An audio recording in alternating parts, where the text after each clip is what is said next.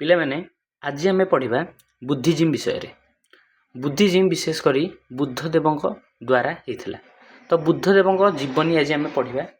ବୁଦ୍ଧଦେବ ହେଉଛନ୍ତି ଜଣେ ରାଜାଙ୍କର ପୁତ୍ର। ତାଙ୍କ ବାପା ନାଁ ହେଉଛି, ଆଜି ଆମେ ପଢ଼ିବା ତାଙ୍କ ବିଷୟରେ ଟୋଟାଲ ଉପରେ ଟିକିଏ। ଇଏ ହେଉଛନ୍ତି ତମର ବୁଦ୍ଧଦେବ। ପିଲେ ବୁଦ୍ଧଦେବ ଯେହେତୁ ସେ ଜଣେ ମଣିଷ ଥିଲେ, ତ ତାଙ୍କର ବାପା ବି କିଏ ଥିବ, ତାଙ୍କର ମା ବି କିଏ ଥିବ। ଦେଖିବା ତାଙ୍କ ବାପା କିଏ ଥିଲେ। ତାଙ୍କ ବାପା ନାଁ ଥିଲା ତାଙ୍କର ହେଉଛି ଶୁଦ୍ଧୋଧନ। କ'ଣ? ଶୁଦ୍ଧୋଧନ। ତାଙ୍କର ମା କିଏ ଥିଲେ? ମା ଥିଲେ ମହାମାୟା। ମହାମାୟା ଥିଲେ ତାଙ୍କ ନାଁ। ତ କେଉଁଠି ସେ ଜନ୍ମ ହୋଇଥିଲେ? ଏଇ ଯେଉଁ ଶୁଦ୍ଧୋଧନ ଥିଲେ, ଇଏ କ'ଣ ତ ଇଏ ଲୁମ୍ବିନୀର ରାଜା ଥିଲେ। କେଉଁଠାର? ନା ଲୁମ୍ବିନୀ। ଲୁମ୍ବିନୀ କେଉଁଠି? ତୁମେ କହିବ ଲୁମ୍ବିନୀ କେଉଁଠି? ନା ଲୁମ୍ବିନୀ ହେଉଛି ତୁମର ନେପାଳରେ। ମନେ ରଖ ପିଲେ ଭଲସେ। ଫାଷ୍ଟ ହେଉଛନ୍ତି ଆମେ ଦେଖିବା ବୁଦ୍ଧିଜିମ୍ ବିଷୟରେ ପଢ଼ିବା। ତ ବୁଦ୍ଧିଜିମ୍ର ପ୍ରତିଷ୍ଠାଟା କିଏ? ପ୍ରତିଷ୍ଠାଟା ହେଲେ ଆମର ହେଉଛନ୍ତି କିଏ? ବୁଦ୍ଧଦେବ। ବୁଦ୍ଧଦେବଙ୍କ ବାପା କିଏ? ବୁଦ୍ଧଦେବଙ୍କ ବାପା ହେଲେ ଶୁଦ୍ଧୋଧନ। ତାଙ୍କ ବାପା ନାଁ ହେଉଛି ଶୁଦ୍ଧୋଧନ। ମା କିଏ? ମା ହେଉଛନ୍ତି ତାଙ୍କର କିଏ? ମହାମାୟା ତାଙ୍କର ହେଉଛନ୍ତି ମା। ତାହେଲେ ଶୁଦ୍ଧୋଧନ କ'ଣ ଥିଲେ? ନା ଶୁଦ୍ଧୋଧନ ଜଣେ ରାଜା ଥିଲେ। କେଉଁଠାରେ ରାଜା? ନା ଲୁମ୍ବିନୀର ରାଜା। ଲୁମ୍ବିନୀଟା କେଉଁଠି ଅଛି ଆମର? ନା ଲୁମ୍ବିନୀଟା ଅଛି ନେପାଳରେ। ତାହେଲେ କିଛି ସମୟ ପରେ ତୁମେ କ'ଣ ମହାମାୟା ଆଉ ଆଙ୍କ ନାଁ କ'ଣ? ଆଙ୍କ ବୁଦ୍ଧଦେବଙ୍କର ପୂର୍ବ ନାଁ ଥିଲା, ବୁଦ୍ଧଦେବଙ୍କ ପୂର୍ଣ୍ଣ ନାଁ ଥିଲା ଗୌତମ। କ'ଣ? ଗୌତମ। ପିଲେ ଗୌତମ ନାଁଟା କୁଆଡ଼େ ଆସିଲା? ନା ଗୌତମ ନାଁଟା ଆସିଛି ତାଙ୍କର ଷ୍ଟେପ୍ ମଦର। କ'ଣ? ତାଙ୍କ ନାଁ ଷ୍ଟେପ୍ ମଦର। ତାଙ୍କର ମାନେ ଯେଉଁଟା ଆମର ସାବତ ମା ଯେଉଁ କହୁଛନ୍ତି, ସେଇ ସାବତ ମା। ତାଙ୍କର ମହାମାୟାଙ୍କର ମୃତ୍ୟୁ ପରେ ତାଙ୍କ ବାପା ଶୁଦ୍ଧୋଧନ ଆଉ ଜଣଙ୍କୁ ବିବାହ କରିଥିଲେ, ଯାହାର ନାଁ ହେଉଛି ମହାପ୍ରଜାପତି ଗୌତମୀ। କ'ଣ? ଟିକେ ଲିଭେଇଦେବା ଇରେଜରରେ, ଟିକେ ରହିଥାଏ। ହେଲେ ତାଙ୍କ ବାପା ଯେଉଁ ସେକେଣ୍ଡ ମ୍ୟାରେଜ କରିଥିଲେ, ତାଙ୍କ ନାଁ ହେଉଛି ମହାପ୍ରଜାପତି ଗୌତମୀ। ଏଇ ମହାପ୍ରଜାପତି ଗୌତମୀରୁ ତାଙ୍କ ନାଁ ହେଲା ଗୌତମ। ପିଲେ ବୁଦ୍ଧ କ'ଣ? ପିଲେ ବୁଦ୍ଧ ମାନେ ବୁଢ଼ା ନୁହଁ।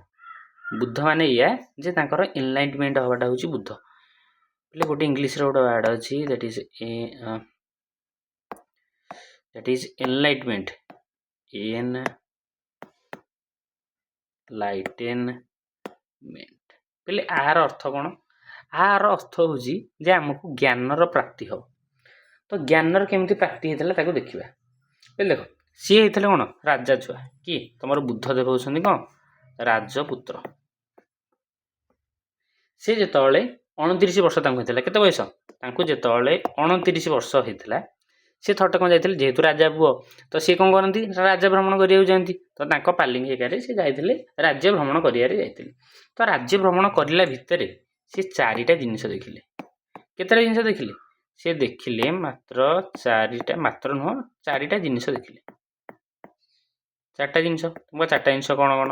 ନା ଜଣେ ହେଉଛି ରୁଗ୍ଣ ବ୍ୟକ୍ତି। କ'ଣ? ରୁଗ୍ଣ ବ୍ୟକ୍ତି 1 ନମ୍ବର। ତାପରେ ଆଉ ଜଣେ ଦେଖିଲେ ମୃତ ବ୍ୟକ୍ତି। କ'ଣ? ନା ଗୋଟେ ହେଲା ରୁଗ୍ଣ ବ୍ୟକ୍ତି, 2ରେ ଆସିଲା କ'ଣ? ମୃତ ବ୍ୟକ୍ତି। 3ରେ କ'ଣ ଆସିଲା? ନା 3 ଆସିଲା ଜଣେ ହେଉଛି ତପସ୍ୱୀ। ଜଣେ ଦେଖିଲେ ରୁଗ୍ଣ ବ୍ୟକ୍ତି, ହେଲା।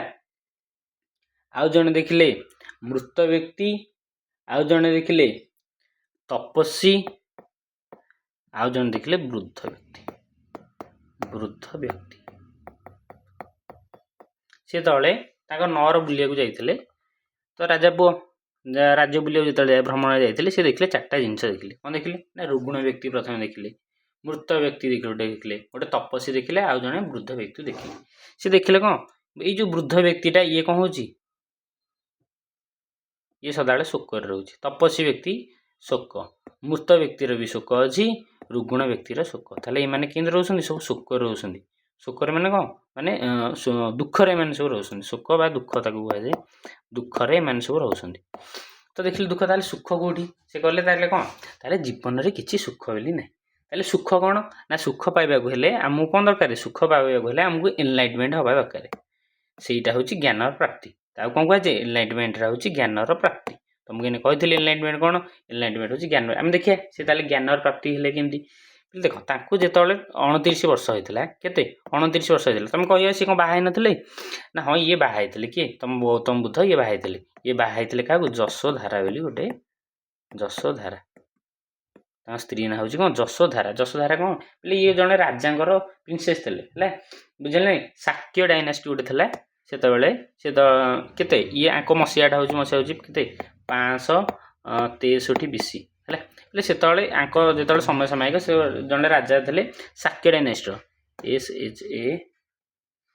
SHAKYA शाक्य है ये शाक्य डायनास्टी जड़े जो राजा जड़े झील थे ना हूँ कौन जशोधारा जहाँ को ये कौन थे कौन ये जो गौतम बुद्ध विवाह करते बोले जिते विवाह कला गोटे पुओटे होता ता ना हूँ राहुल ता ना कौन ता ना हूँ राहुल बोले देख सी छोट पिलाटे होते माँ तो मरी मुझे कहती अंट बा कौन कह स्टेप मदर पाली जहाँ स्टेप मदर ना था महाप्रजापति गौतमी ना अनुसार ना पड़ा कौन गौतम बुद्ध पड़ा तो सेमतिया 29 वर्ष कौन है सी परिवार हेका छाड़ी सब पलि है परिवार हेका छाड़ी सी कौन क्या पलि आसिले सी पिले प्राय नेपाल पलि आसते बिहार को प्राय आसते कौटी बिहार को आसते बिहार में सी ज्ञान प्राप्ति होता है पढ़ा बिहार में केमती ज्ञान प्राप्ति होता है जो से घर छाड़ी पलि आसिले राज्य सब छाड़ी पड़े राज्य छाड़ी पलि आसिले कौन कहुए महाविनिष्क्रमण कौन कहुए महाविनिष्क्रमण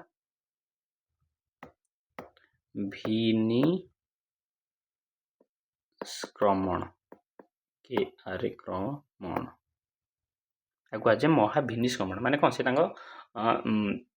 राज्य छाड़ी जड़े ऋषि भाया पलि आसिले तुम कह ऋषि होते ऋषि को मन को होगले कौन राज्य छाड़ीदे जा मन मन इच्छा बुले यहाँ ऋषि होगले ना कौन बोले ऋषि प्रथम जो जिन शिक्षा फास्ट कौन दरकार जड़े कौन दरकार जड़े गुरुर आवश्यकता रही है गुरु किए थे गुरु थे कि अल्लार कलाम कौन ALA अरे अल्लार कलाम KALAM अल्लार कलाम कहुए ये कौन शिखे रे ये शिखे मेडिटेशन है कौन शिखे मेडिटेशन माने आमर किपर भाव में तुम सब तपस्या कर विषय क्या शिक्षा पाई अल्लार कलाम ठू सी शिक्षा पाई किए ना गौतम बुद्ध आमर शिक्षा पाई अल्लार कलाम ठू बोले आउ जड़े गुरु थे है अल्लार कलाम दीटा थे गोटे हूँ अल्लार कलाम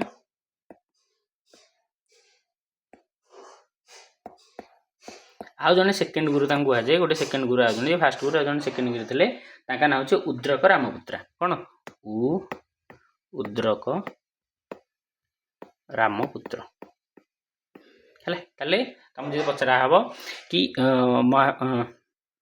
गौतम बुद्धंर केतटा गुरु थे विशेषकर दुईटा गुरु थे ये अल्लार कलाम शिखे मेडिटेशन आउ जड़े सेकेंड गुरु थे ना हूँ उद्रक रामपुत्रा सी भी जड़े सेकेंड गुरु थे देख से घर छाड़ी पलि जाते केते एज से 29 वर्ष घर छाड़ी पलि जाते ज्ञान प्राप्ति होता 35 वर्ष बयस से केते वर्ष मेडिटेशन प्राय करते प्राय 6 वर्ष धरी से घर छाड़ी आसला कौन होता एनलाइटमेंट होता है तुम जो पचरा जाए केते वर्ष घर छाड़ा पर से एनलाइटमेंट पाई तुम कह 6 वर्षर बयस 6 वर्ष छाड़ा पर से एनलाइटमेंट पाई बोले केते दिन तपस्या करते ना 49 दिन तपस्या करते ये है तपस्या करते 49 दिन से तपस्या करते है तो 49 दिन बोले कौड़ी तपस्या करते ना on the bank of river Niranjana गोटे नदी ना अच्छी ता ना हूँ निरंजना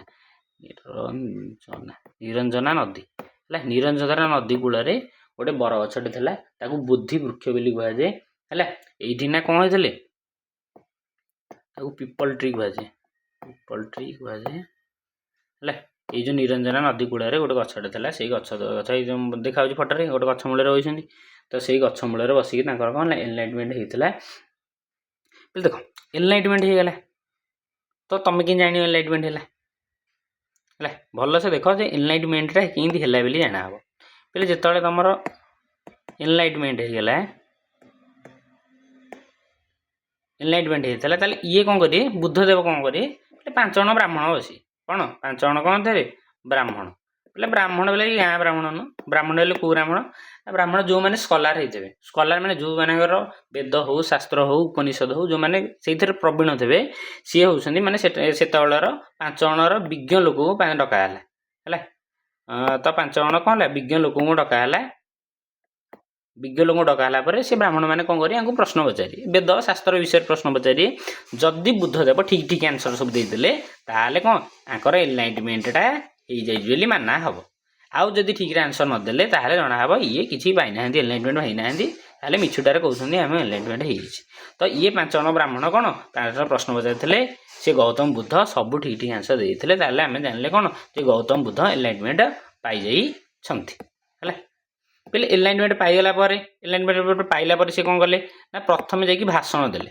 है एनलाइटमेंट पाइला कौन थे प्रवचन देवे ए जो धर्मशास्त्र विषय में आमर कौन कहुए सेरेमन कौन कहुए सेरेमन कहुए बोले यहाँ कौटिना जा प्रथम फास्ट सेरेमनटा देते फास्ट सेरेमन तुम जाइए सारनाथ कौटी ना सारनाथ यहाँ कौटी अच्छे तुम सारनाथ सारनाथ बिहार अच्छी बोधे है कौन कहुए आपको कहुए धर्मचक्र विवर्तन कौटी धर्मचक्र जो एनलाइटमेंट पाईगले कहुए धर्मचक्र विवर्तन